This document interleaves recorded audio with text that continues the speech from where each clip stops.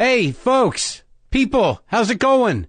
Did you know that the Emmy and Golden Globe winning comedy series Curb Your Enthusiasm returns for its 10-episode 9th season Sunday, October 1st at 10 p.m. Eastern on HBO? Did you know that? Join your favorite curmudgeon Seinfeld co-creator Larry David as he makes his way through the world in the way that only Larry David can. The new season brings back cast favorites Cheryl Hines, Jeff Garlin, Susie Essman, and J.B. Smoove as Leon, as well as series veterans like Richard Lewis, Bob Einstein, Ted Danson, and Mary Steenburgen. Catch the return of Curb Your Enthusiasm on Sunday, October 1st at 10 p.m. Eastern on HBO. Okay? Lock the gate!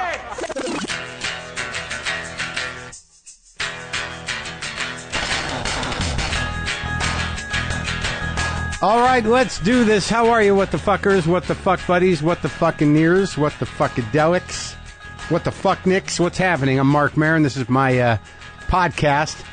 So I'm excited to tell you that we're setting up some live events for the release of Waiting for the Punch, Words to Live By from the WTF podcast. All right, here we go. New York City. I will be at the Barnes & Noble at Union Square Tuesday evening, October 10th at 7 p.m. That's the day the book comes out. So come by, hear me and Brendan do our thing. Get a signed copy of the book. It'll be great. Then, San Francisco. Come see us as part of Litquake. We'll be at the New Mission Alamo Draft House. Same deal. We'll talk. We'll answer questions. We'll sign books. Go to litquake.org for tickets to that one. And we'll be announcing other events soon. Don't forget to pre-order your copy of the book, which now lets you enter the sweepstakes to win a Casper mattress or a luggage set from Away. Go to marcmaronbook.com to pre-order and enter. Also, the new cat mugs are in. If you want to get a cat mug just like the ones I give to my guests, there's a new batch available from our mug guy, Brian Jones. They're available now. Go to brianrjones.com to get your mug. A very fine gift idea as well. You want a cat update? I can do that. Monkey is fine. He's a little beat up. I got to cut Buster's nails because Buster's beating up on Monkey and scabbing him up a bit. The old guy's taking some hits, don't really know what to do about it. I squirt the little fucker with the water, but now he's taken to that. So there comes a point where you have very little power over the insanity of a crazy cat. LaFonda's fine. He doesn't fuck with LaFonda because LaFonda's a tough little fucker.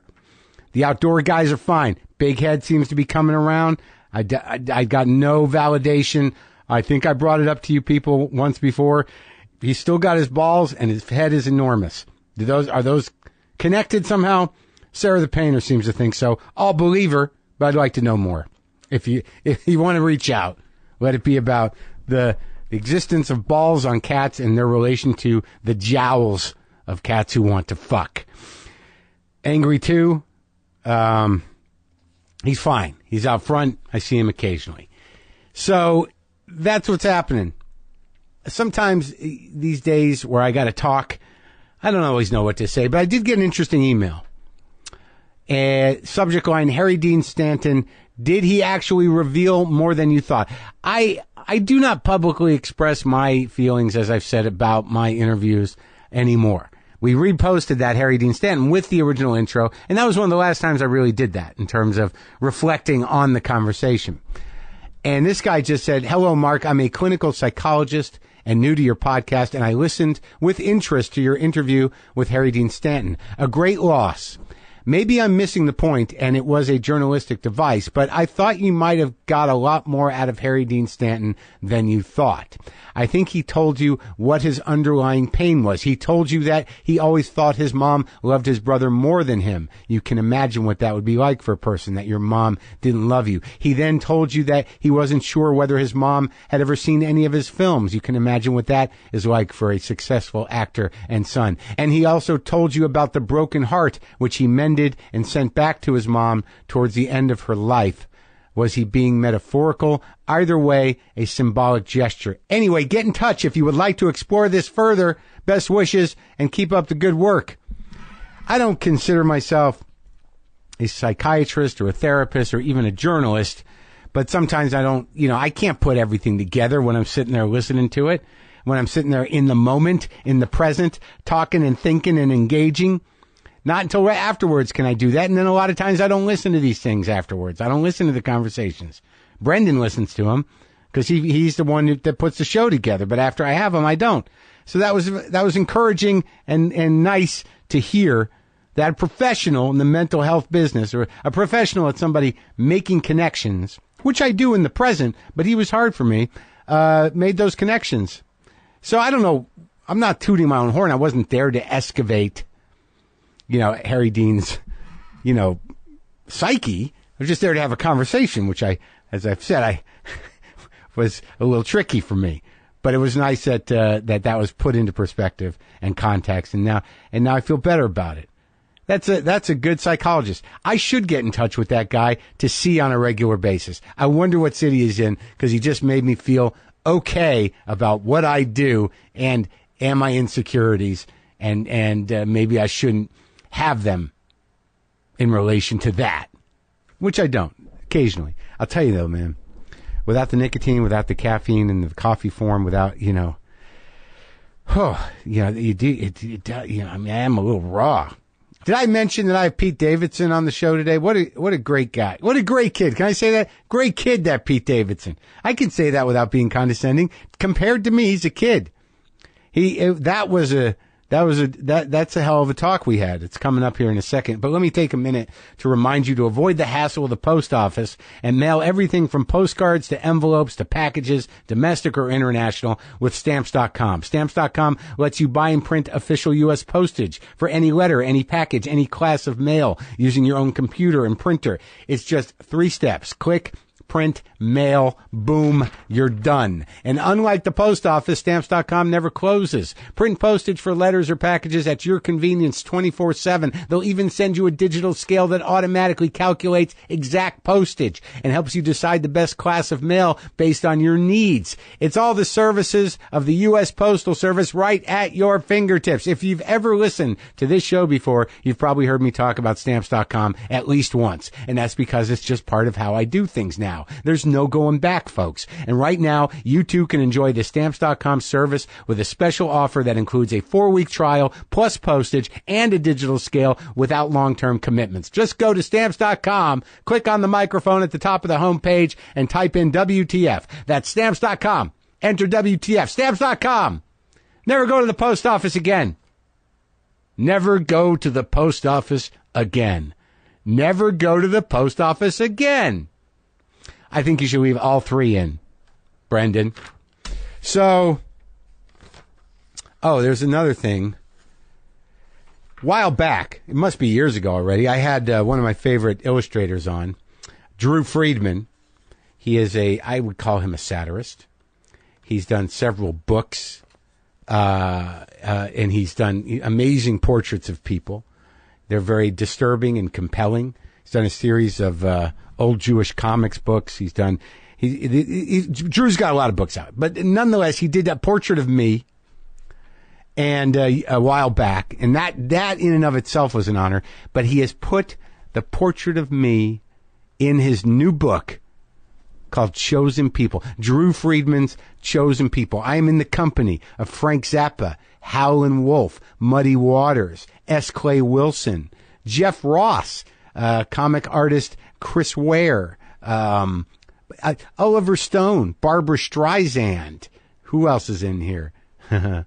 So many. Pepitone's in here. Zero Mostel and Gene Wilder. Elaine May. Groucho Marx.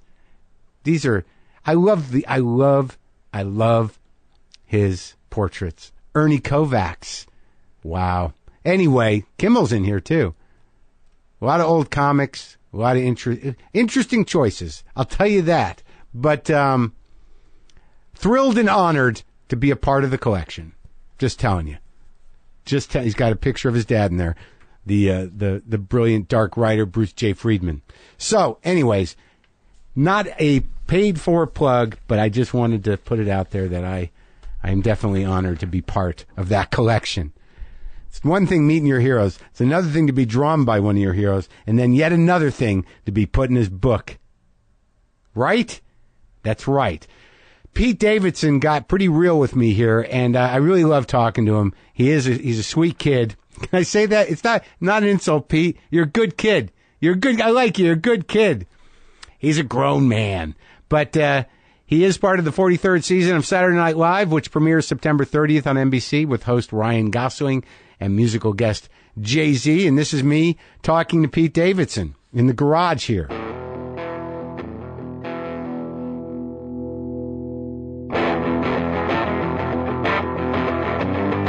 I am always amazed when people my age still smoke. Like, God bless them. Yeah.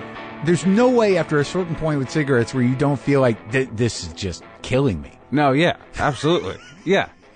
Usually when I'm at night when you're watching TV and you're laying on your back and you're like wheezing. Yeah. And then for some reason it doesn't go away unless you smoke another cigarette. Oh, God. Yeah. So are you going back and forth on the vape to the thing? I quit cigs for like 3 months and then like I had one. With nothing, though? You quit with nothing? I was doing the vape. Oh, you were doing the vape. Yeah. So you weren't off the nicotine? No, I wasn't off the nicotine.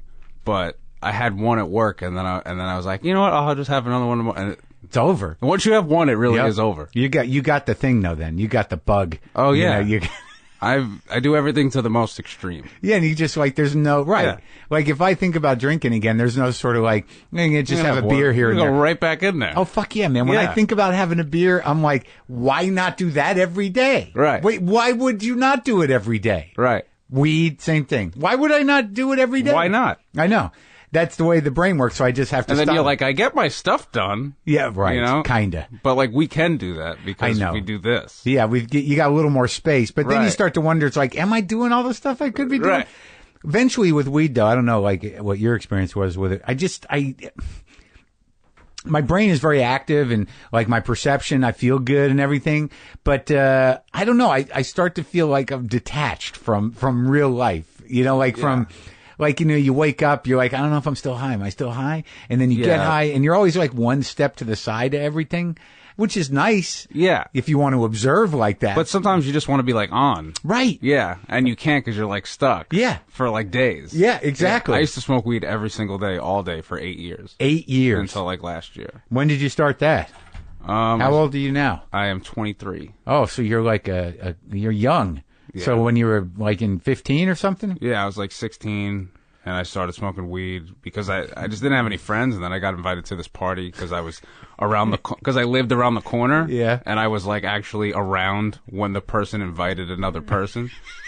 And I've never been invited before, so I was just like, fuck it, I'm gonna go. And they were all like 20 years old, and I was like 16, and they were smoking weed, and I was like... And I became like their little man. Yeah. I hung out with them for a while. It's like getting the cat stoned. Yeah, it's how I made friends. Let's get Pete stoned. Yeah. That's funny, man. That's the worst feeling when you kind of get invited to something just because you're there. Yeah. Hey, you want to come? Yeah, you can. Yeah. Okay. Yeah, when I was like 16, I'd never been invited before. I was like, fuck it. I'm going to go. And then I got caught when I got home because I was wearing sunglasses. Oh, yeah. There's a giveaway. Yeah, at 10 o'clock at night. When you're a teenager, you come home wearing sunglasses. Home wearing sunglasses. You're almost like asking. Yeah. You're like advertising. Who caught you? Your mom? Yeah. So, like, I don't know the whole history of you. Where'd you grow up? I grew up in Staten Island, New York. Yeah, see, that's like, you got to tell me some shit about Staten Island. Okay, it's a terrible place, Mark. It's no, like everybody thinks I'm joking when I'm just because. No, that's the reputation it gets. You're not surprising anybody. Nobody's saying like, oh my God, I thought Staten Island was a vacation island. I told my girlfriend this the other day. You guys are together still? We're together. Okay, good. Yeah. All right. And I had like this realization. Because like I always thought there was something wrong with me. Right. My whole entire life. I was like, I have no friends. You know, I've been to like 3 different schools. Everybody hates me. Everybody hates me. Nobody likes me. Mm-hmm. So it has to be me. Right. And then I left Staten Island, and I was like, it was literally everybody else. Really? It was everybody else. It was so you mean everyone hated Staten Island? No, I just think it was a bad place. I see. Like, I always thought there was something wrong. There is something wrong with me, but like I was like, it can't be everybody. Right, like, right. Every single person hates me for. So it was unique to Staten Island that everybody didn't like you. Yeah, yeah. Like everybody there's a Trump person. Yeah, pretty much. Right. It's the only red place in New York. Well, my feeling of it was the only other guy I know from Staten Island is Eddie Pepitone. Yeah, and when I was in New York, of course, everyone knows the dump is there. Yeah. But then there was like this, you just thought like, well, a lot of like mafia there, and there's a lot of cops there. It was this weird place where it was just sort of like, criminals and cops and just, alpha monsters roaming the streets with the dump in the background. But who are the people? Why were you there? Was it your family from there? My whole family was born and raised. Your grandparents? Yeah, well, they moved to Jersey like later on, like in their 50s. To get out, everybody moved to Jersey. That's how bad Staten Island is. To get out, you go to Jersey. That's like the dream of a Staten Island family. Like one day we'll retire. To the shore? Yeah, and move to Jersey. Yeah. Well, Jersey's nice. I can't badmouth Jersey. I've grown... Because it is part of my past, and my grandparents are there. I spent a lot of my childhood there. And yeah, me too. And it's nice. I mean, it's like, it's very green. It's very lush. There was good fruit. I remember, maybe that was just my grandparents. There was always a lot of fruit around. No, not my... Not your family? No. They're very Irish, very unhealthy family. Well, did they have stories of when Staten Island was great? I don't know. They loved it. Everybody from Staten Island that's lived there and still lives there seems to love it. I guess it's a like-minded thing. Yeah, like my friends, like my group of like people, like my age group, are the first ones I think to start to realize that it kind of sucks. Because You're the generation? Yeah, I remember being. Once everyone got pictures of other places. Once the internet happened, you're like, oh look. No, yeah. Once, I think it finally, this, Trump thing, I think, really fucked everybody up. Oh, yeah. I think it really, separated a lot of families and made people look at people differently. Oh, yeah? Yeah, on, a intellectual type thing. Well, I'm not sure what it's going to take to get people to turn on this guy, but some people are. It's, ridiculous. Yeah. The whole family. There's a commitment to, I think those type of New Yorkers... I don't know. They just they'll let him off the hook for everything because they like his attitude. Right. It's a very specific type of New York bigot. No, yeah, my family's the type of people that are like, oh, he's hilarious. Right. And also they're like, fuck them. Yeah, they're like, fuck them. Yeah, they like it. Yep. I think it's exciting. Right. It's got nothing to do with policy or lying or it's all swag. Yeah, it's swag and bigotry. Right. And there's definitely a certain type of Queens, I imagine Staten Island racist guy that everyone knows. Yeah. So he's like most of those people of that generation. He speaks to them. Oh, yeah. It's an old New York type. It's just, I'm just sort of surprised at, what surprises me most about him is just how the sort of, right-wing Christians have latched onto him because this is their window. So they're like, we'll make a deal with literally Satan. Right. to meet our agenda. I've never seen a more satanic guy, just a charming guy that never speaks a word of truth. And, he's completely morally bankrupt. And people are like, I love this guy. Yeah, it's insane. It's the devil. It's to the point where I don't even know what to say about it anymore. It's hard to talk about. It keeps going. That's part of the plan, though, to get us all exhausted and frightened. It's terrible. It's working. I can't think about anything else. You can't? It's just shoved down your throat. You keep looking at the phone? I just keep looking at it. I'm just just reading articles all day about something I can't do anything about. That's right. The powerlessness. I can't change anything. Yeah. But I'm so infatuated with all this information. It's hard to filter because a lot of times it's the same article taken on by a bunch of different angles. Right. And there's opinion pieces. Where I'm like, is this a real article? It's someone's point of view. Okay.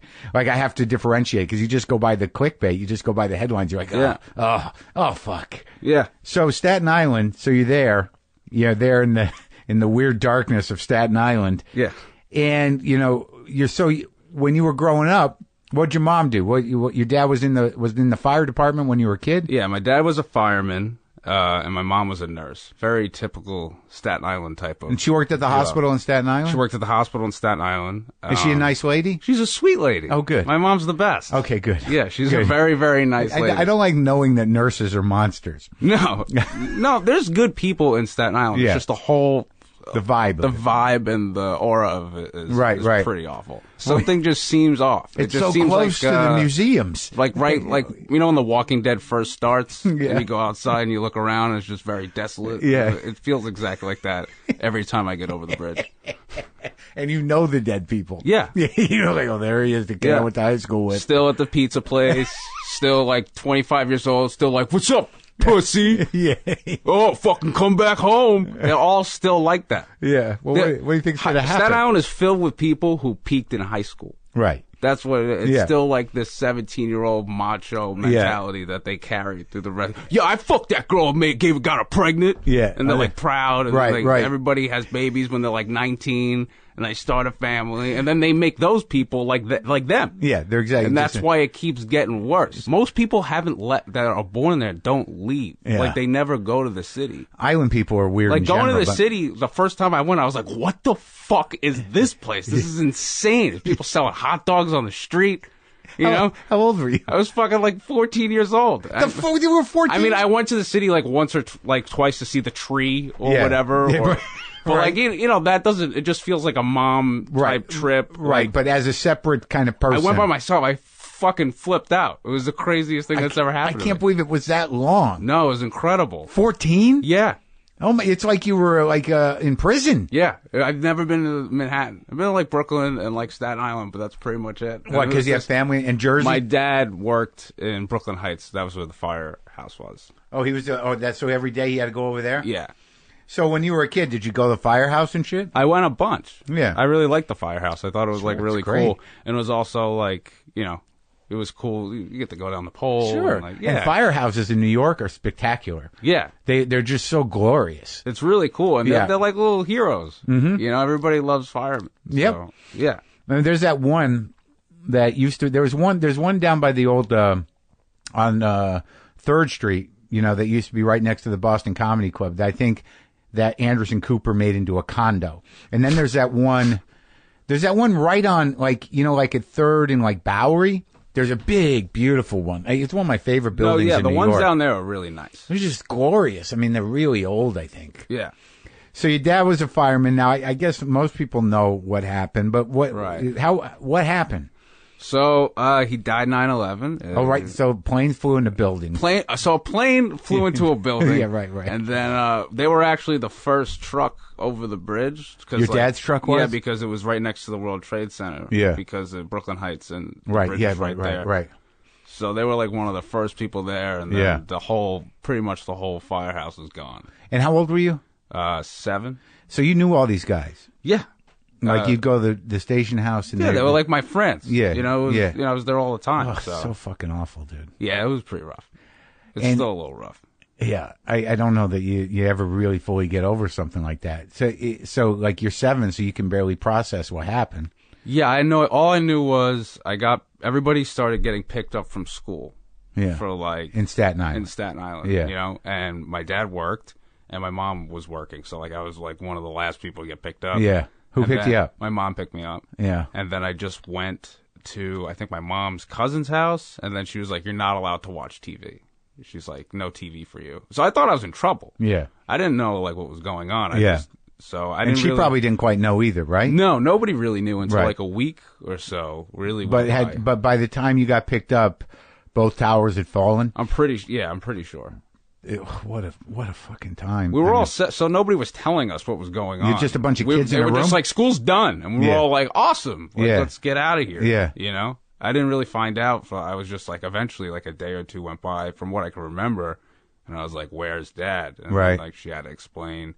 And my parents just got divorced at that point, like 6 months ago. So you'd just been through that hell? So it was just really rough then, and then it started to look like it was starting to get used to both sides, and then that happened, and then like, you know, my mom was like, if he comes home, we'll get back together. It was... Oh, really? Yeah, it was fucked up. It wasn't really cool. And my sister was 3, so like it was like... Oh my God. So your mom said, like, you know, to sort of buffer it. Yeah. She said, if he comes back, we'll get back together. Yeah. Though hope was slim. Yeah. She was probably deep in her mind, like, don't fucking be alive. I don't want to get back together. God. No. No, but, it was very... What were they like together? Do you remember? From what I can remember, I was set, so I have like a year maybe of memories. Like I remember it in pictures. I remember a happy family. Sure. I don't remember... Once in a while, I would remember them fighting, and then I remember like hiding under my bed. Yeah. Maybe like a handful of times. Right. And then I just remember them being like, hey, we're not going to live together anymore. And I was like, oh, okay. Yeah. You know, so I don't really Was remember he close much. by? Yeah, he wasn't too far away. Yeah. But that happened like a few months before the horrible thing? That probably happened like I would say 9 months the most. I don't remember. So when your mom tells you this, that, they're looking, is that what she said? That they're still looking for people? How's she frame it? Right. She was like, yeah, we don't know. He could be under something. Oh, right. Oh, we that's were right. At this point, we're just like, because they had a rough time finding people. Yeah, so, right. There was weeks of that, Yeah. maybe there's still people alive in the wreckage. Yeah. So there was like a rumor that like there's a hotel in there or like some sort of a lobby there. Yeah, right. And he was allegedly seen helping a bellhop and a group of people. Oh, right. I don't know if it was a bellhop, some sort of a bellhop type guy. Yeah. So we thought maybe he was like trapped in a kitchen and it was like food everywhere and like he was just chilling waiting. Yeah. You make up a lot of shit when you're a kid, huh? Yeah. So then when did it really sort of like sink in? a lot of it I don't remember, but I know it was like probably a week or two where we were just like everybody, devastated. Yeah. And then and here's how shitty Staten Island kids are. Yeah. I still got picked on like the next day. And they knew. Yeah. Did they pick on you with that? No. Oh, but they were just still mean, just still like, fuck this kid. Like, I actually had one kid be like, he actually became my friend for a little bit. And he was like, I'm inviting you over because my mom told me to, because your dad died. That's how he put it? I was in 3rd grade. I was like, okay, I'll see you Friday after school. That's fucking heartbreaking. It was fucking awful. Why did they pick on you to begin with? What was your particular vulnerability that they all decided to bully you? I was funny looking. Yeah. I used to rip my hair out of my head. Before or after? After. Yeah. So, when I was in 4th grade, I was like bald. I looked like I had, like from ripping your hair out? Ripped all my hair out. Do you know what compelled you to do that? I don't know. It was just like a tick after that happened. I just couldn't stop. Really? Twirling and ripping my hair out. What else? What other things happened, like physically? I don't. You don't remember? I was in therapy. I was in therapy a few months before it happened because of the divorce. It was like a family thing. Yeah. And then it just I just continued from with the same guy. Same lady, and then just like when that happened, since all the kids were so young, I think like a lot of like one time these doctors from like Columbia like came over my house and like interviewed me, and I think they were doing like a lot of like research, maybe studying the kids, the 9/11 kids. Yeah, and they would ask me like really fucked up questions. They would like be like, "Do you think your dad's alive though? Like, do you think he's like out there?" Yeah, with that tone. Yeah, yeah. Like, and I'm like, no. If he is, he's a dick. If he's fucking hanging out there, yeah, not coming home. But like, yeah, it was like a lot of like, I would go to like Cornell. Really? They flew like a bunch of kids? I assume. I know I had a really rough time. I don't know how anybody else really handled it, but like I would have to go all the way to the city to do like that. Yeah. So like it was. Were there other kids in your neighborhood that lost their parents? No, I didn't really know anybody until there was this 9/11 camp that they had. Get out. This is called America's Camp. It really? was a camp for all the children who lost a parent. Really? It was fucking awesome, dude. It was sick.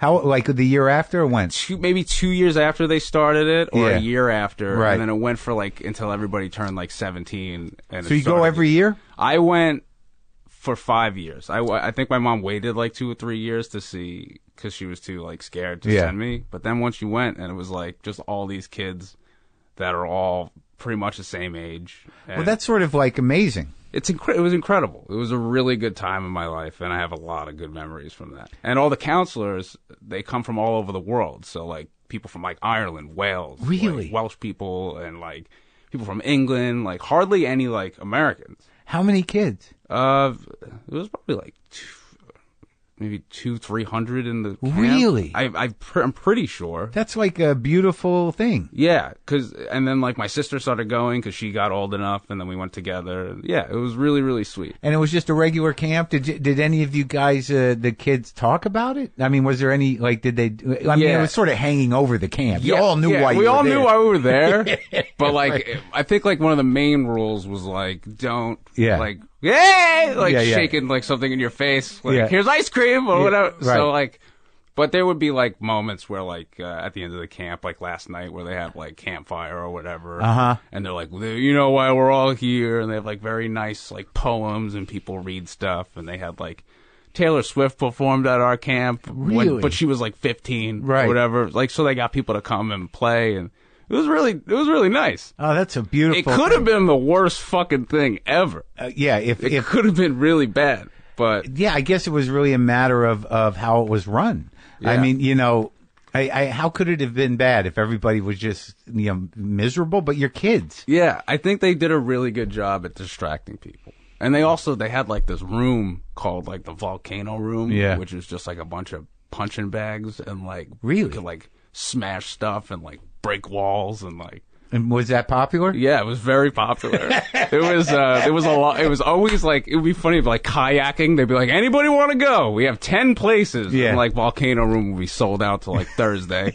With like a line around the corner. Go hit shit. Yeah. Oh, that's fucking beautiful. So it's boys and girls, all ages, I guess, up to what, 16, 17? Up to 16, 17. And then if you turn 16, 17, you become a counselor. But you didn't do that? I did for like a year. Oh, yeah? Yeah. For like one of the last years.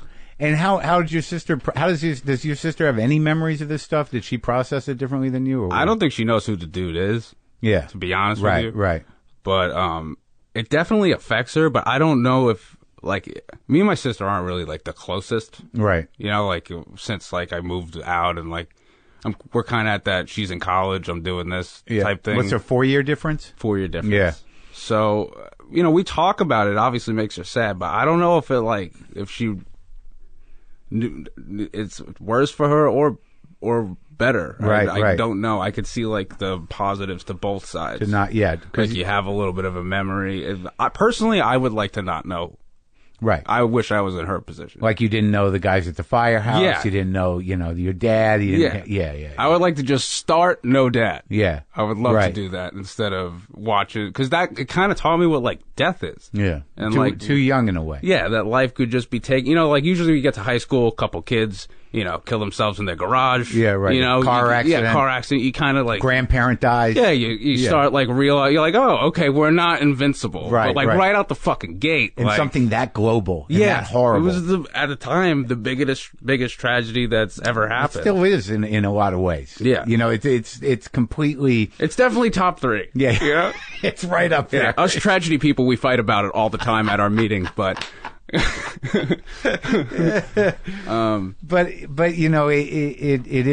it's astounding. That camp story is just beautiful. I wonder whose idea that was. Do you know? I don't know exactly whose idea it was. Where was it? It was in Massachusetts, on like a lake, like a real phenomenal. camp went there. Yeah.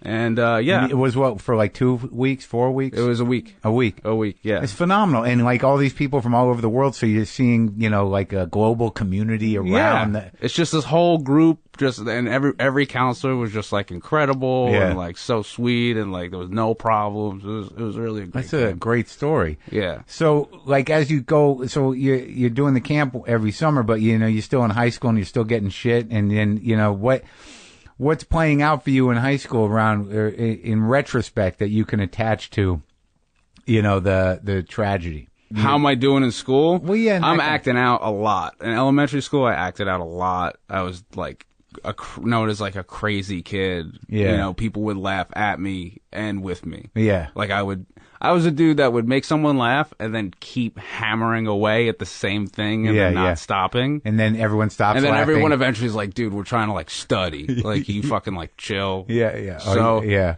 It was like, and then when I got to high school, I kind of was like quiet, and I started doing like these videos for the news channel in the morning for the school. I used to film the football team and then make like a highlight tape with like music in the background. Straight up. Yeah. No funny. No funny. Right. Like just like hits, Yeah. sync the music to the hits. Like, so you're learning something. Yeah, I was having fun, and then people were like, these videos are incredible, but nobody knew who I was. Right. And then once people found out who it was, they didn't like me. Why? I don't know. It must have been my fault. There must have been something that I was doing, because like I can't explain to you like the resentment, like I don't know what it was. I really don't. I mean, like was I like probably annoying? Yes. Yeah. Was I acting out? Yes. But I wasn't like a mean person or like. You were probably kind of like, I think that from acting out after a certain point, there's an annoying element to it, but then you realize the person's probably, fundamentally insecure, needs attention, looking for something. So why not bully that kid? Yeah. I don't know. I bet like obviously I'm the person you invite somewhere and you avoid. Yeah. At that time, you know. But I didn't get like. invited, though. I had like one friend. You know, we would hang out. We wouldn't go out. We weren't invited places. We would just sleep over each other's houses and like watch TV and movies. How's that kid doing? He's good. Good. I don't talk to him much, but we're still friendly. Oh, good. You know, good, he's yeah. very supportive and very nice. Yeah. So when do you take the step to to perform, to actually perform, as opposed to just acting out, to act out with a context? Yeah. Well, I was always a huge fan of comedy. Like, I saw Eddie Murphy Delirious when I was like 10. On the video? I got a DVD, and my mom thought it was an Eddie Murphy movie, and we used to have like a one in the car. Yeah, one of those like Tahoes that have. Sure. So we were playing it, and she was obviously flipping out. And Right, with the language and everything, yeah. But she was cool, and she was like, you could watch it like at Right. home, just like not around your sister. And I was like 10, so I was like, oh, fuck, all right, Yeah, cool. yeah, You know, so I got very into... That's what, so she gave you a longer leash. Yeah. Yeah. She let me get away Kid's with been through a lot. Yeah. Let him watch the dirty black guy. Yeah. And that planted the seed? Yeah, then I just became like obsessed, and it was to the point where I could do the whole special. Oh, really? Yeah, and then Dane Cook came out. Yeah. And I was like 13, Yeah. 14, and That was the MySpace. that was the time. That was like the time. I've never even heard of like a comedian like albums coming out. Right. Like, you know, so Yeah. he was a really big fucking deal. Yeah. To like especially kids like us. Yeah. Like we would go nuts. Right, on Staten Island. Yeah. Yeah. Yeah. Everybody would lose their mind. And then when I was like 16, I was in high school. Did you tell Dane that? I did. I did tell him. How'd he take it? Yeah. Well, he's, you know, he knows. Yeah. You know what I mean? Yeah. That's a funny thing when you start meeting your heroes. Yeah, yeah. Yeah. You get to do that, right? Yeah, you get to do that. Did you meet Eddie? Never. Not yet? Oh, I did. I met him once at an SNL thing. It was like right before the 40th Yeah. anniversary special, and he was there, and I just went up to him. I was like, hey, man, just wanted to shake your hand. Like, just like, Yeah. nice to meet you. See you later. And he was like, how old are you? And I was like, 20. And he's like, you're going to be just fine. That's what he Yeah, said? you're going to be just fine. That's really cool. Yeah. Yeah. So he knew you were on the show. It wasn't like, who's the annoying kid? Yeah, okay, it was good. for the first time. Right, It wasn't, right, you know, yeah. once I started doing comedy is when I started making friends. Right. That's when I met people that were exactly like me, and most comics also have a pretty horrible past. Of one kind or another. Yeah, something's off. But yours you know? is very specific. Yeah. Like you're still going to trump everybody else. Yeah, but comedians are so like they'll be like, yeah, I understand. Yeah, like yeah, that's yeah, how yeah, they yeah, they'll be yeah. like, I'm going through this as well. I get it. So I immediately just like loved stand up. Well, how did it happen that you first did it? I was on a basketball team, and Were you good? I was good. Yeah. I was good. I not like great. Mm-hmm. I could hit 3-pointers, and I could play defense. I couldn't dribble or like do anything super You could athletic. shoot good though, huh? Yeah. Yeah. And there was like a stand-up competition in Staten Island at this place called the Looney Bin. The Looney Bin is a comedy club inside of a bowling alley I've done bowling alleys. next to a LA Fitness. Oh, good. Perfect. Yeah, and a Wendy's. In a It's strip in a mall? parking lot. It's like, no, it's in a parking lot. Okay. And it's like, yeah. So, Yeah. you know, the thing about that club is like when you're bombing, you just hear people Bowling. and getting like strikes. Yeah. So, like, who were the acts? Had you ever been there before? I've never been there. I just went. My friends. How old were you? I was 16.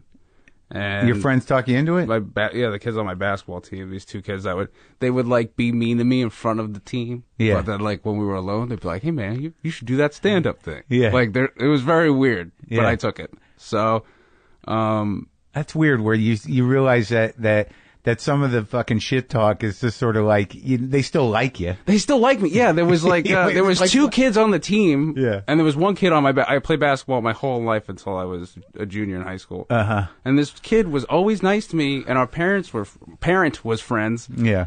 And we would hang out, but if we were ever in front of anybody, I would just get abused. Yeah. For no reason. And then afterwards he'd be like, hey, And sorry, after, buddy. he'd be like, hey man, you know I love you. Yeah, Like, right. Yeah, but why don't you not do that? Why don't you tell them that you love me? I mean, you know, we hang out all the time. Poor man. guy. Yeah. You got beat up. It was so bad. You couldn't do nothing about it. Now I find it funny, Right. but like it was pretty Pretty hurtful. shitty. Yeah.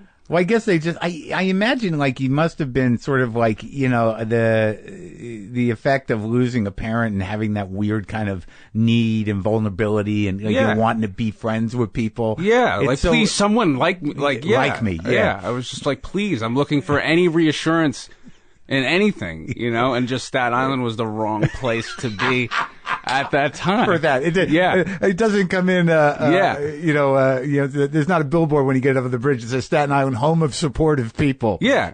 I was even kind of the odd man out at that camp. Yeah. Oh, really? Yeah. Oh, no. Come on. No, okay. Wait, were you? No. I was like, maybe early on, but then like the first couple of days, but then eventually. Well, you imagine it must have been interesting at the camp because you probably had, you know, the kids of public service people. Yeah. But also the kids of wealthy, you know, investors. It's like everybody. The class diversity must have been profound. But also everybody was from somewhere else but Staten Island. And they all seemed to have like friends at home and like stuff like this. So like it was all still. You were there representing Staten Island. Yeah. Oh, that's wild. Yeah. So, all right. So, what do you do when you go do the comedy?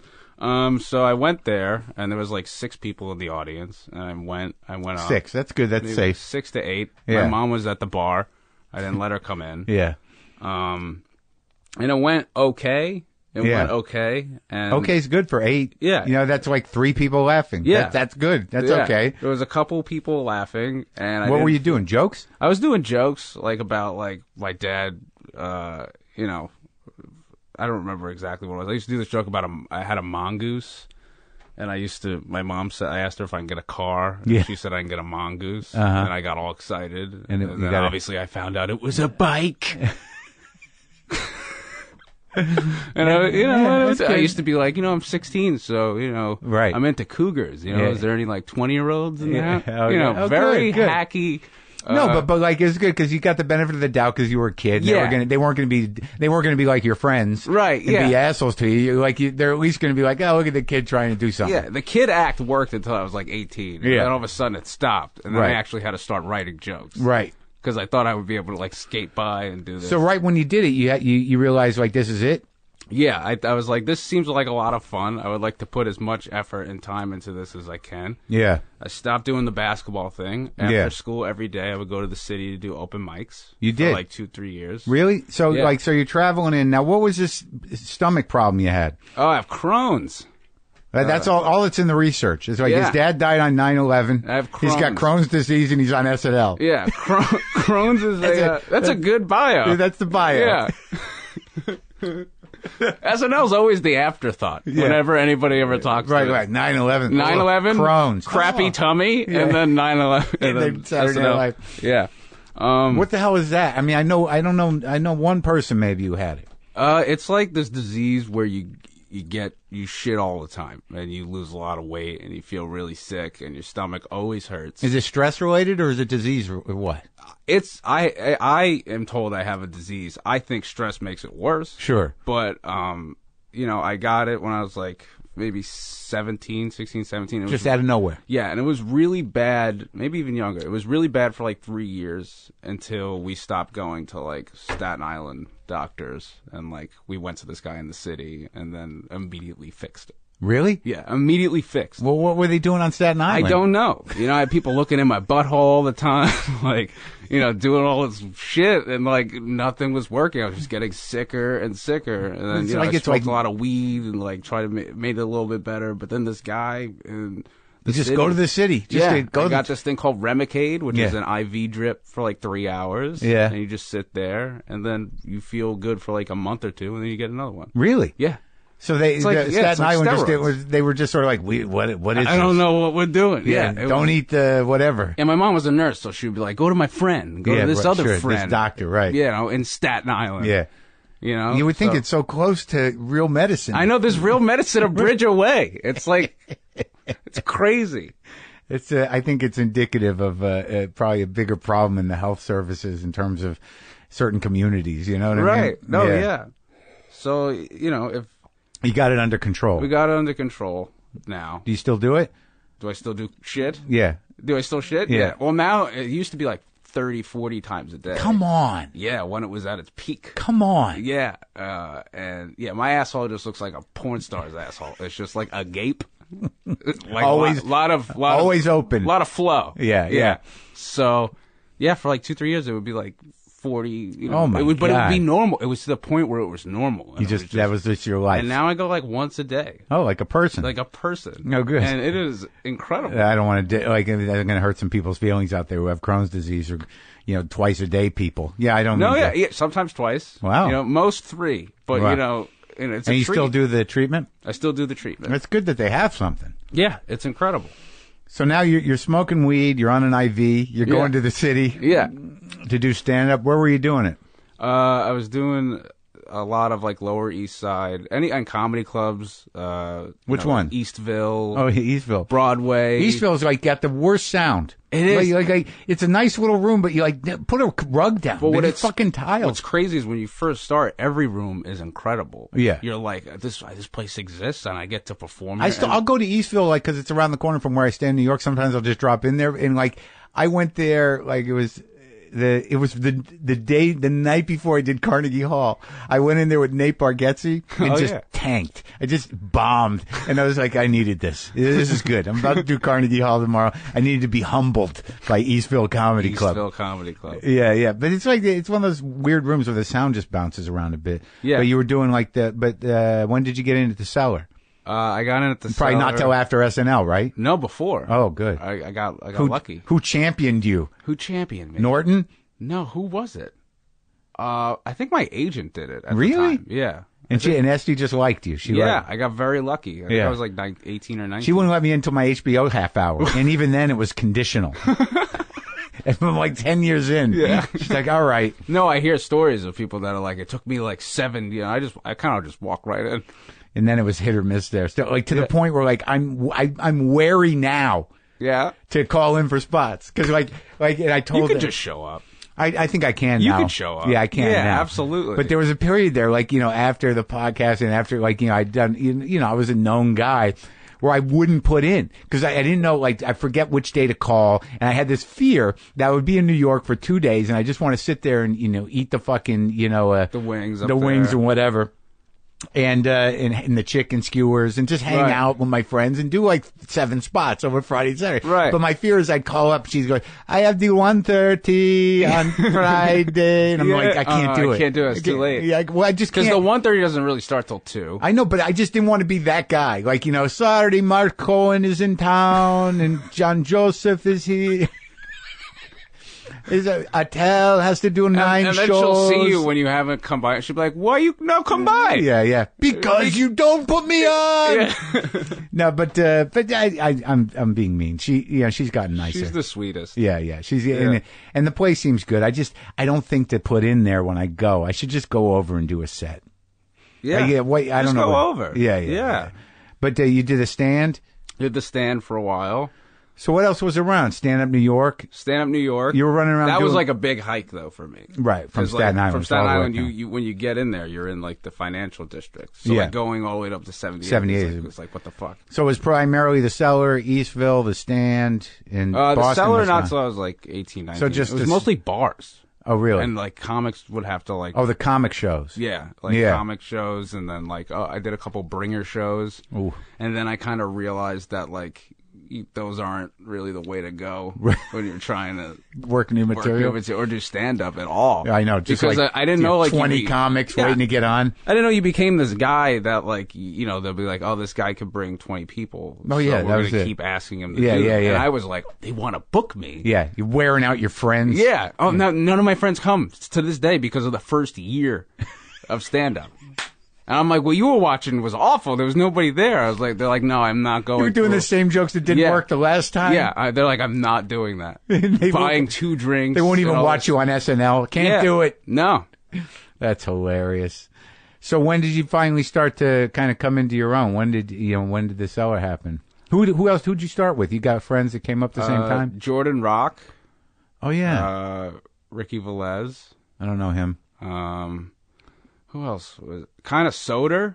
Uh-huh. Dan Soder. Uh-huh. He's been doing it way longer than me and is a way better comic. But we all kind of started like popping off a little bit. Isn't that nice when you find the dudes that you're hanging out with, you know, like the women, whatever, but with the people that are your generation? Yeah, like your group of guys. Yeah, you it's know? the best. Yeah, doing like open mics together. And, Go like, eat, 2 getting in the jealous morning. of each other and stuff. Good joke, asshole. Yeah. Yeah. Absolutely. Hey, you want a tag? Yeah. All right. And then you like get mad if they give you a tag. Yeah. And then if it's good, you're like, fuck. Yeah. Can I use it? Can I use it though? Yeah.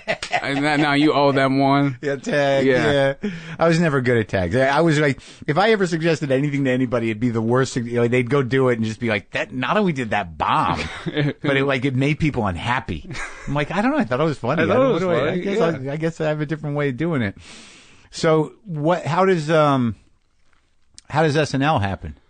Are you working as a comic? Are you going out? I was you're doing like road work? I was getting I was doing well getting spots. I would have like 5 on a Friday, 5 on a Saturday. At the Cellar. 4, and then like 2 every day during the week. I was doing it every day. Right.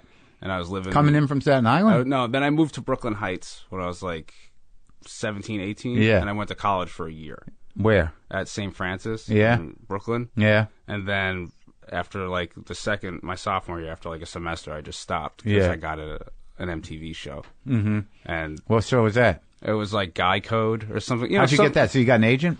I got an agent, and someone saw me opening for someone that was on the show. Right. And then they offered me, and it wasn't like crazy. It was just like, I was like, I have to put all my effort into this right now and see if it could actually go anywhere. Right. And then if it doesn't, I could always. What was that show? It's just like Talking Head. You're just like in front of a green screen and there's like a hip hop beat and you're like, girls talking about crazy, Yeah. Very, you would hate it. Yeah, I mean, I don't like it now. I remember those Talking Head shows when I was coming up, I was already well into it, like on VH1, like the 80s, right, the 90s. Yeah. The 70s, whatever it was, they just asked comics to work for nothing. Yeah. And you'd go up there. It's like $300. Yeah, and you just go up there and just rant. When you're sort of a comic and you have some talent and they don't know what to do with you, your manager always has you do like things like, well, they want you to host these segments on VH1. Right. And then you're there and they put you in clothes you don't want to wear and you're like, and they're all hip clothes. Yeah. And you're doing like Tony Braxton's bio. And I'm like, what the fuck happened to me? I can't, it's so embarrassing, but it all adds up. Yeah. I think I must have earned something. Yeah. I'm very lucky that stuff didn't really happen. Yeah. Like you just got to be that talking head guy forever. It's the advantage of being very young. Yeah, but you're kind of a character, so you gotta, you're not just young, but you got your own, groove. Right. You have this, you're unique. So all right, so you do the MTV thing. I did that, and then I met Nick Cannon, and he signed me for a little bit. Yeah. And I used to open for him. Yeah. For like a year or two. And that was fun. He signed you? What do you mean? He was my manager. He's a comic? Kind of.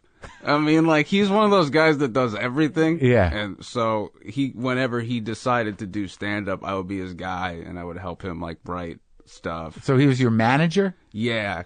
Yeah. Kind of. So why did you decide to go with him? Just because of that resume? Yeah, I was like 17, 18. I was, nobody was. Barking at my door or whatever. Yeah. So I just went with him, and he seemed like a really nice guy. And then I opened for him for like a year or two. And then I did his show Wild 'N Out, which is like a hip hop improv show, which was really uncomfortable for me. And it gives me chills whenever I hear the name Wild 'N Out. What did you have to do? It's like dissing people, like rap style. Yeah. Like, yo, your shirt is whack. Yeah. Motherfucker, like, I bet your mom comes from so-and-so. Yeah. Did you write them or was it improv? No, everybody would write them. Yeah. Before the show. Were you a rap fan? Were you a rap I love kid? rap. I'm just not that guy. Right. I'm not like, yo, let me tell you something. I'm really not that guy. And like, it was like embarrassing. Yeah. I felt really embarrassed. Yeah. And what sucked was they were all so excited and so good at it, the rest of the cast. And then I became friends with Amy Schumer. Yeah. And she gave me a tiny little part in Trainwreck. Right. And I met Bill Hader. And then Bill Hader seemed to like me from that. What were you in Trainwreck? I saw it. I was it was like an extra, like I was like laying on a bed in the hospital. And Oh, they were okay. like, what happened to you? And I was Yeah. like, I tripped on a bong. Yeah, and I was yeah, like yeah. around athletes. Yeah, right. And yeah, so I guess he liked it, and then I got a call. Bill did? Yeah, I got a call from my team, and they were like, "Hey, Bill Hader recommended you to Lorne Michaels for SNL." And I've never. That's something I never even like had a dream about because it's so not me. Right. Like I don't know how to act or Right. do characters Yeah. or impressions. Yeah. I don't look like anybody. Right. I can only talk about my dick and my mom at this point. So I was like, I'm still at that point, by the way. I still don't have much to talk about. I haven't lived anything yet, and now I just work. Yeah. So I'm never going to experience life ever, which is a big fear of mine. Anyway, back to the story. So I didn't think much of it. And then I auditioned, I did stand-up on a show where everybody did characters. Yeah. And Where was that? It was, I think at a UCB or something in the city. Right. And it went okay, and I was like, oh, maybe they'll, like, make a mistake and make me a writer. Right. Them hiring me at all would be, like, probably a mistake for them. So I was like, maybe I, like, could slide into the writer's room and, like, do a year and then get fired. Right. Right. I was like, that or would be, quit, do a Hannibal. I was like, that would be awesome. Yeah. So they called me in. Oh, I got a call back, and then Yeah. you audition at the studio. At the studio. Yeah. Which is, I'm sure you know, is a dark room. Yeah. And they're in there, but they're not You can't laughing. see 'em, and you're on the stage. Yeah, it's quiet. Yeah. And you're just, freestyling to a camera. Yeah. So I just did, like, stand-up again, and, there was no laughter or Yeah. anything very much, so I just, walked out as soon. Just kind of felt the weight of Lorne Yeah. in the dark. Yeah, I just felt like, okay, I didn't get this. Yeah. That's just what happened. I Yeah. got to sit in somebody else's dressing room and Yeah. look at how cool my life could be. Yeah. And I got to do that, and I was very like appreciative for even getting to do that. And then I got a call again to meet with the writers. They might want to make you a writer. Yeah. And I never saw SNL before. I still to this point. You still haven't watched it. Now I like get into, now I know it, but I never From the inside. But before I got the show, I didn't know about it.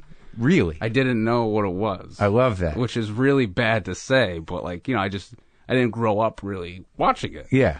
I watched like SpongeBob. And, Yeah, like, yeah, you right. know, Drake and Josh. Yeah. Which Yeah. is a Nickelodeon show. So, I had to like come. And you're like, what, 19? I'm like, yeah, 19. And my agents were like, make sure you go in there and say like what your favorite stuff is from the show. Yeah. For the writers meeting. I'm meeting with the writers, and before I just YouTubed SNL. Yeah. And then I saw like all these the Will Ferrell Jeopardy sketches. Yeah. I've seen all those on YouTube. Right. So I have seen the show. Right. I just didn't know because everything was on YouTube. Right. I just thought they were weird Will Ferrell sketches. Right. Online. Yeah. So I said those, and I said Sandler, everything he does. And then they were like, we'll get back to you. Yeah. And then I got called in to meet with Lorne. Yeah. And I go in there, and, Are you nervous? Do you feel the weight of it? Or it's still like SNL doesn't mean that much to you? I didn't, it's not that I didn't mean it. It would be incredible. It's just I have no idea what any of this is. Yeah. This is all so crazy to me. Yeah. I just, I'm just going to like, enjoy it. And then, Right. And I met with Lorne. Are you high? I was very, yeah. When you went in? I was high for every day. I was a high person Yeah. from 16 to 23 till like January. Till like January. Yeah. And now it's like occasionally or Yeah. whatever. But, so I meet with him, and then I don't know if it goes well. What happens? I sit down, and, he's there, and he just starts talking to me about the show. And, I don't really remember much of it. Did he say like what he thought you might do, or what you want? Did he ask you what you wanted to do? He was kind of like, I think you're really funny. Yeah. I don't know if it works best for the show. Right. You're very young. Yeah. But I think you're really funny. Yeah. And that was it. That was it. And then I left and I didn't hear anything for a month. Yeah. So I was like, okay. I said, I was like, thank you so much for the meeting. I was like, really appreciate meeting with you. This was, this was crazy. This was crazy. Yeah. And then I got a call a month later, and it was Lorne. He was like, "Hey, you got the show. I'll see you at work."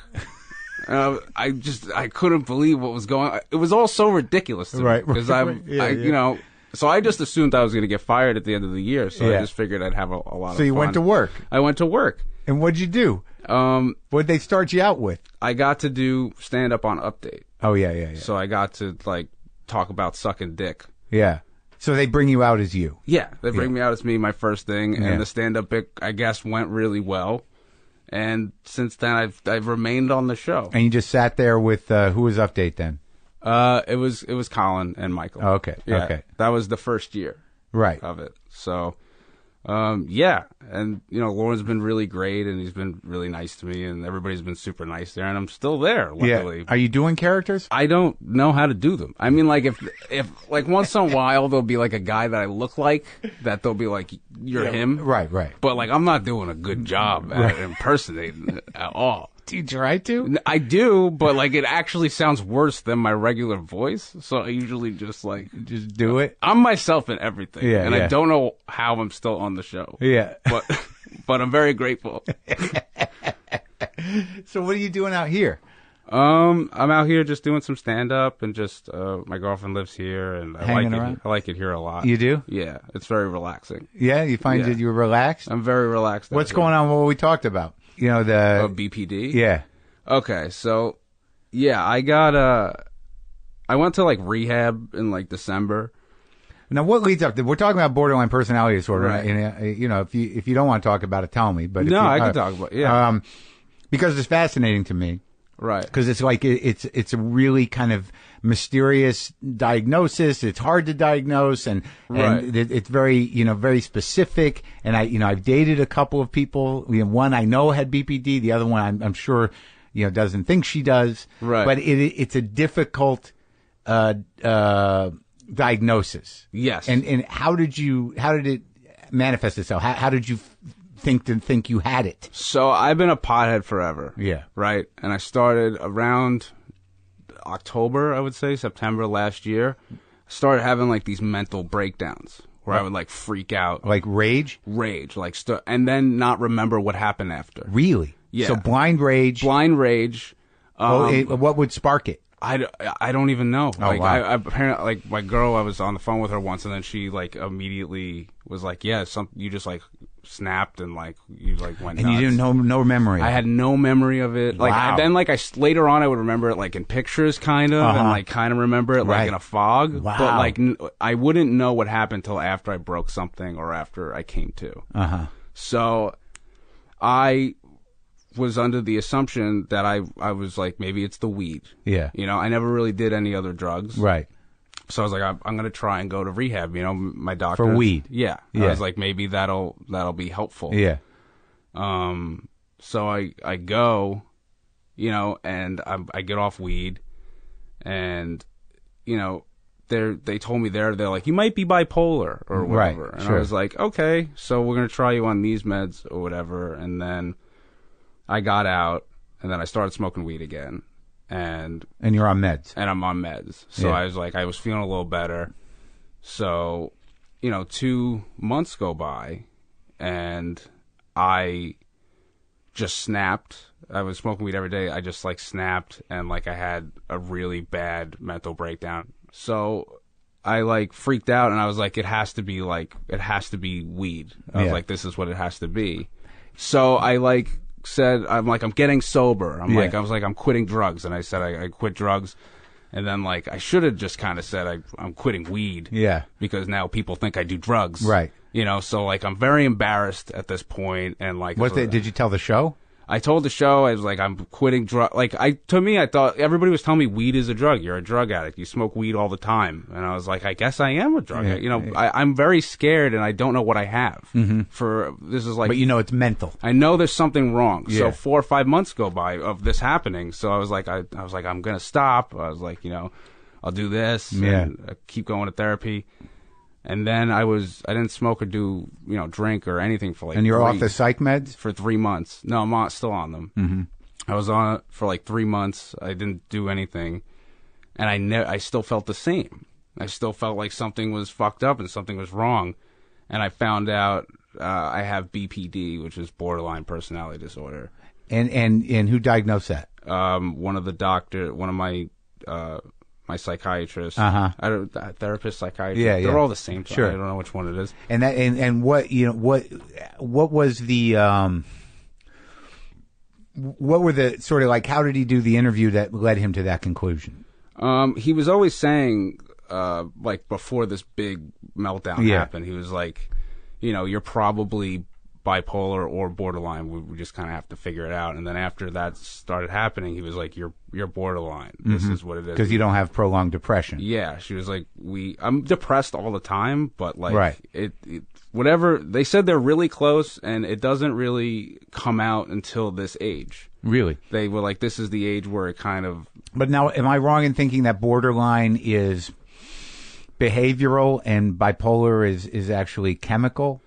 I think so. I'm not like exactly sure, I don't they're know both either. so close, and what I'm being treated with is like called DBT skills. Yeah, which is dialectical behavior. Yeah, and they're both like this. They're treated kind of like the same. So you're still on psych meds, and yeah, I'm on new psych meds because it wasn't working. And I've been going to therapy every single day. What are DBT things?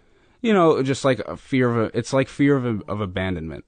Well, that's right. That's the big thing with the borderline. Yeah. So, like, you learn, because I would always be like, I think everybody's mad at me. Everybody hates me. Like, I'm going to lose my friends. I'm going to lose my girlfriend. Like, my family hates me. And I would always just, like, be all around. I'd be worried all the time, and I'd be freaking out.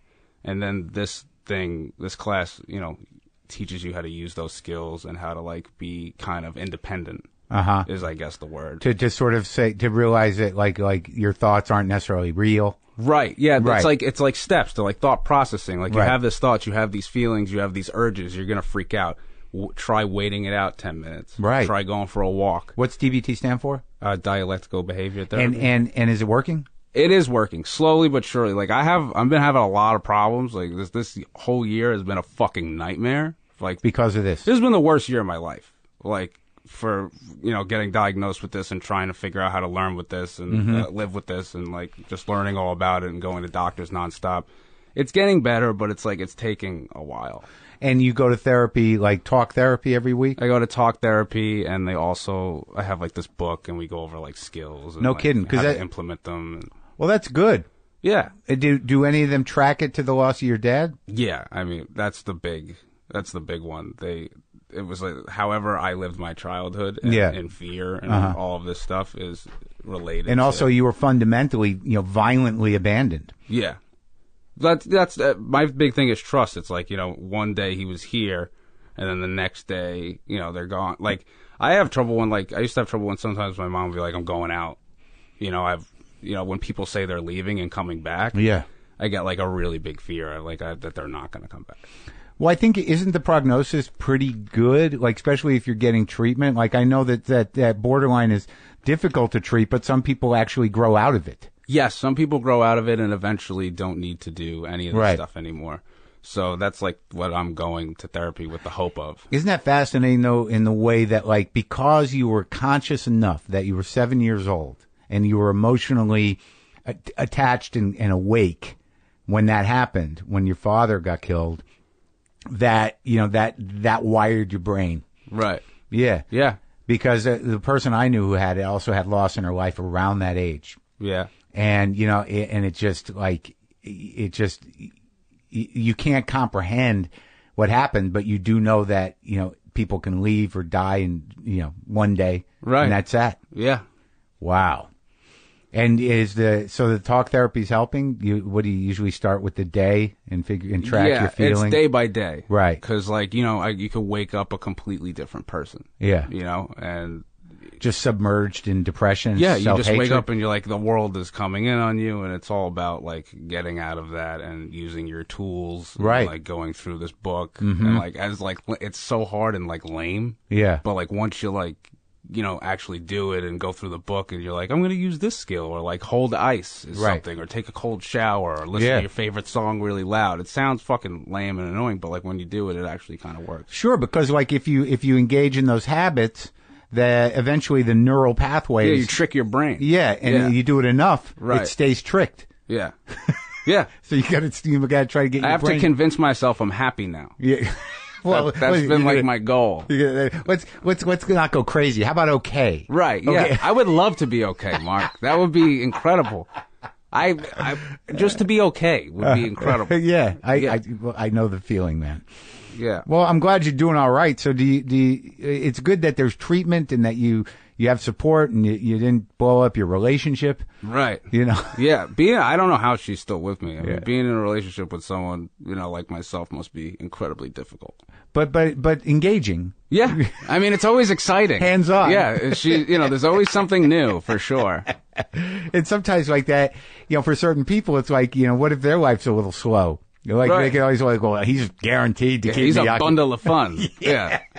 You're always on your toes. So what happens now? When you go back to New York, you set up with people there to therapists and stuff? Yeah, I have another set over there. So whenever I'm here, I can do it here. And whenever I'm there, I can do it there. And when do you go back? Are you going to go back to, when's the season start? Season starts I think September. Or and you're in? September. I'm in. So I made it back. So, yeah. So you're going to figure out how to draw from the new diagnosis for your comedy. Right. Well, I'm so happy. Like, now that I know that something is, I always thought something was wrong. And then when you find out something is actually wrong, it's like very reassuring. But it's weird because a lot of borderlines are very manipulative and have very black and white thinking. Did you have that stuff? Like, I think the manipulation thing I definitely had, where I would try to make someone feel a certain type of way, and then if they felt that way, I would feel good. Right. But if they didn't feel that way, I would think something's wrong and that they're mad at me. Oh, well, so I would with it, words, I would like try and sway people into saying the exact thing that I needed to hear. But when you say you hate me, you don't really mean that, right? Right, yeah. Exactly. I'm like, you hate me, don't you? And she's like, well, I'm like, you don't, it's always like whatever question I ask, I'm expecting the opposite answer. Well, that's interesting. So like because now I'm just I'm doing self therapy. So like when you're with somebody who loves you, you're like, you don't love me. Yeah, that thing. And she'll be like, of course I do. And I'm like, no, you don't. No, I know something's up. I know something's wrong, and that could be very fucking frustrating for the other person. Oh, you just drain them. They're draining them. They're just so strung out and tired of answering the same exact fucking questions. You want to leave, right? Yeah, you just want to pack up and get the fuck out of here, don't you? Yeah, you don't love me anymore. And then when they finally break down, you're like, okay. See, I knew it. Yeah. As soon as they have a break, Or else you're like, all right, sorry, come on. Yeah, sorry, I'm sorry. I'm being crazy. I'm crazy. I have BPD. It's either I knew it or I'm being crazy. All right, don't go. It's exactly what it's like. Oh, I think I had it. You had. I think I'm better, but I think I've avoided. All right. Well, that was helpful. Yeah. Well, it's great to talk to you, man, and I'm glad you're being proactive in all this shit, and have a good season. Thank you, man. Yep. Thanks for having me.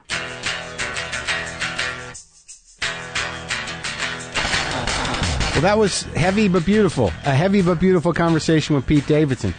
I was very happy to have hung out with him. We text occasionally. It's nice. Good kid, that kid. Don't forget the Emmy and Golden Globe winning comedy series Curb Your Enthusiasm returns to HBO for its 10-episode 9th season, Sunday, October 1st at 10 p.m. Eastern. Seinfeld co-creator Larry David is back as Larry David.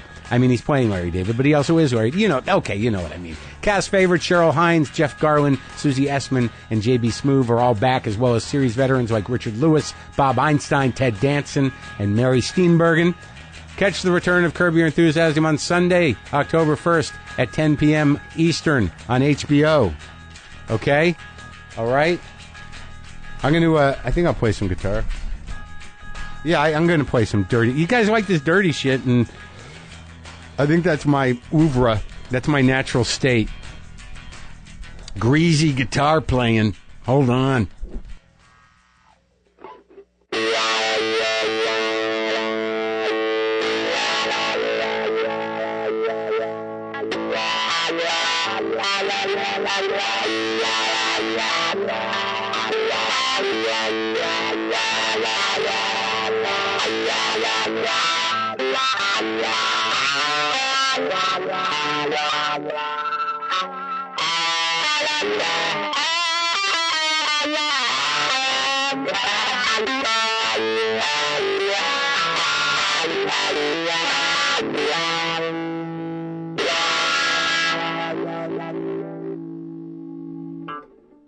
Boomer lives!